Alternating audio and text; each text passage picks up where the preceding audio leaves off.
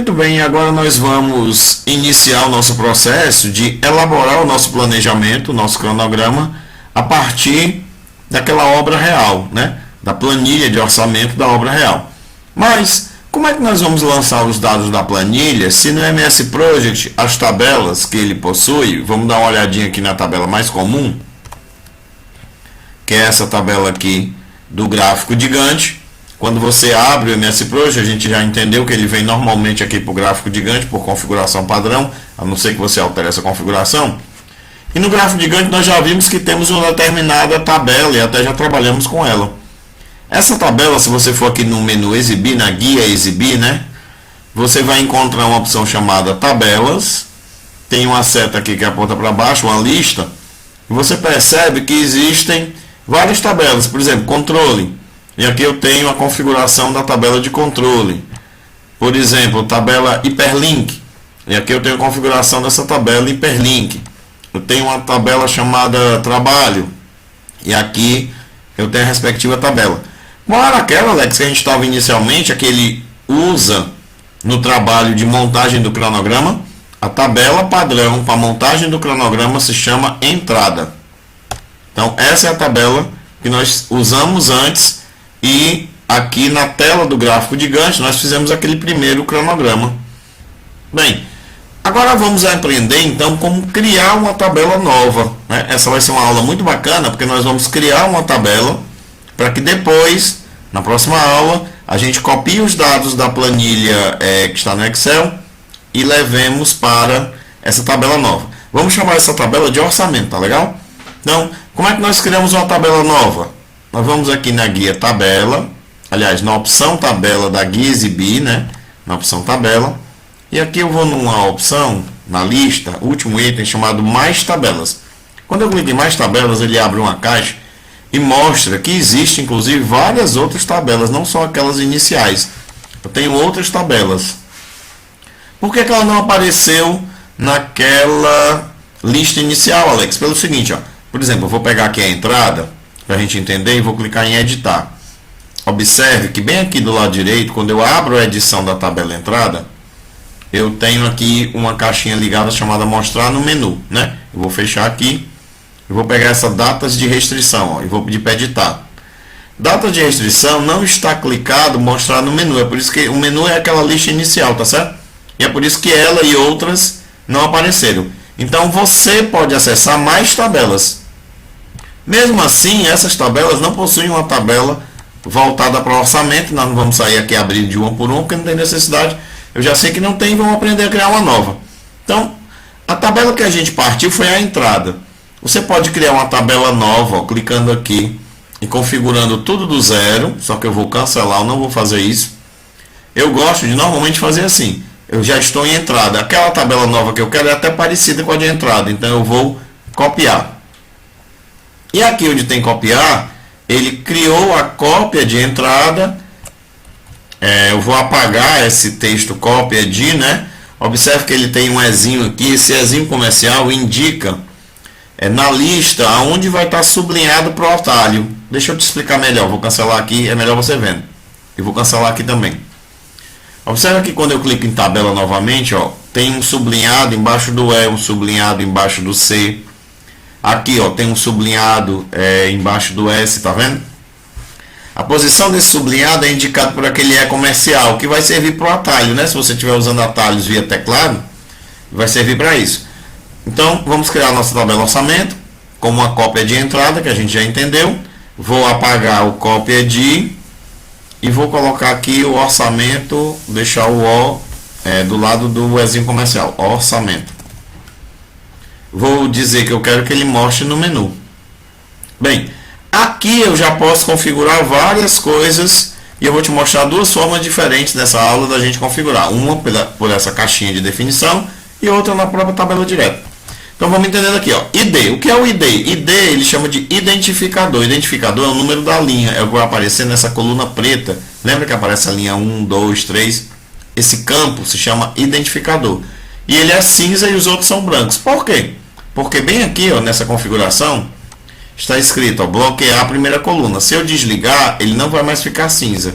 Se eu ligar, ele bloqueia a primeira coluna, né? O padrão é esse. porque inclusive quando a gente clica no número da linha, lembra que a gente marca a linha toda. Para isso acontecer, eu preciso que esteja com essa configuração ligada, tá? Bloquear a primeira linha ligada. Bem, então vamos lá. Então o número da linha eu vou manter. Esse indicador eu não preciso, tá? Porque é a tabela de orçamento. Então eu vou excluir. Eu posso no teclado apertar o delete ou com o mouse clicar excluir linha. Nesse caso agora, só para a gente treinar, eu vou apertar o delete. Apertei o delete, ele apagou. Modo da tarefa. O modo da tarefa também não preciso, né? A gente já discutiu sobre ele, já padronizou. Dessa vez eu vou usar o botão. Eu vou clicar aqui em excluir linha. Apagou. Nome. O nome da tarefa, na verdade, é o nome do serviço, né? Então, nesse caso, o que é que nós vamos colocar no nosso campo? Nós vamos dar um apelido dele, vamos dar uma máscara como serviço. O nome do campo é nome. O título dele nós vamos chamar de serviço. Tá? Duração nós não vamos usar, então eu vou usar aqui o delete. Ó. Duração, início, término, predecessor de nome de recurso, nenhum desses eu vou usar. Eu vou usar outras informações que eu tenho lá na tabela do Excel. E que informações são essas? Eu tenho aquele item, né? 1.1, 1.2, 2.1, 2.2, lembra? E lembra como é o número oficial, o nome, já dei uma pesca, né? Qual é o nome oficial desse campo? É número da estrutura de tópicos, ó, tá aqui. Então eu vou selecionar o número da estrutura de tópicos. Como é que eu fiz isso? Eu cliquei nessa célula, onde eu quero que apareça, e você já está percebendo que cada linha dessa vai representar uma coluna na planilha, né? Então nessa terceira linha, que será a terceira coluna, eu cliquei e comecei a digitar número, aí ele já abriu a lista e pulou para a opção que começa com número, eu selecionei número da estrutura de tópicos. Só que nós chamamos isso de item na construção civil, né? Muito bem. Mas tem outro detalhe. O item ele vem antes do nome, ó. Então eu vou fazer pequeno exercício. Eu vou recortar essa linha, vou subir aqui para onde está nome, porque eu quero trocar de lugar, e vou colar a linha. Então nós invertemos, né? Então a gente aproveitou e aprendeu para inverter. Depois do nome, eu tenho outra informação lá na planilha. Que informação é essa? É a informação da unidade. Então, eu preciso de um campo de texto. Eu vou usar o campo chamado texto 1. O campo texto 1 vai ter um título chamado UND, unidade. Depois, eu tenho ainda um outro campo, que é o campo quantidade. No campo quantidade, ele tem números, então eu vou chamar um campo também de número, né? Ó, número, aí eu vou clicar aqui a setinha. O número que eu quero é número 1. E número 1 representa quantidade. Opa, calma, tio Alex. Pronto, quantidade. Voltando aqui para nossa planilha, qual é a próxima coluna que eu quero? Eu quero a coluna do custo unitário, que também é número.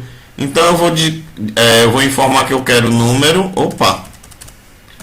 número, só que é o número 2, por exemplo. Obviamente você poderia escolher outros, né? Texto 1 são campos personalizados de texto, número 1 são campos personalizados de número que você pode trabalhar. E aqui vamos chamar de custo unitário. Seguindo adiante, vou descer aqui mais um pouquinho.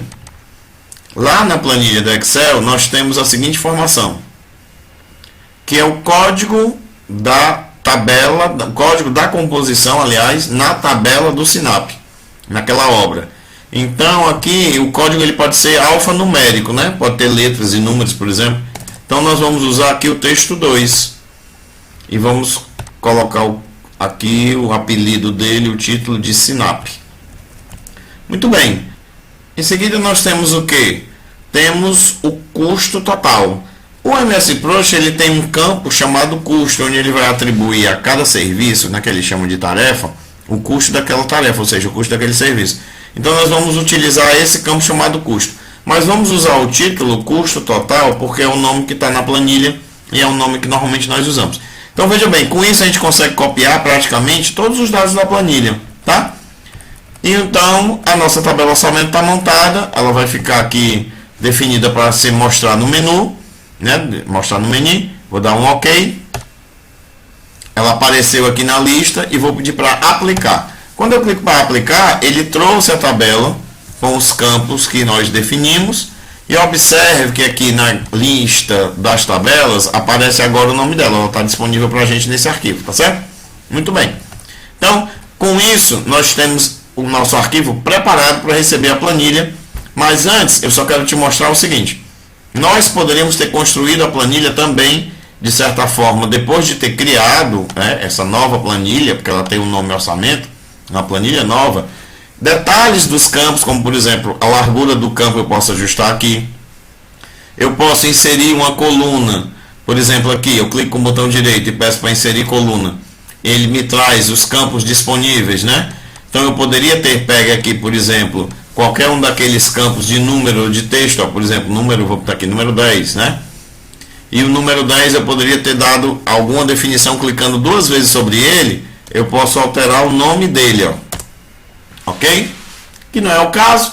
E aqui à direita a gente poderia ter adicionado mais colunas, mas esse campo não é necessário. Eu fiz isso só para você entender que várias alterações, né? Inclusive mudar uma coluna do lugar. Eu selecionei aqui a coluna como um todo, clicando no cabeçalho, não estou apertando nenhum botão, só movendo o mouse. Parei o mouse sobre o cabeçalho da coluna, clico no botão esquerdo, seguro, eu posso levá-lo agora para um lado, ó, você percebe essa linha mostrando aonde a coluna vai ficar, ou levar para outro, tá? Eu vou colocar bem aqui só para você ver esse exemplo. Solto agora o botão esquerdo do mouse e ele trouxe a coluna para essa posição. Agora eu vou excluir a coluna. E como é que eu excluo a coluna daqui? Eu clico aqui, novamente no cabeçalho dela, com o botão esquerdo, solto, clico com o botão direito, e aqui eu venho pedir para ele ocultar a coluna, ele remove essa coluna.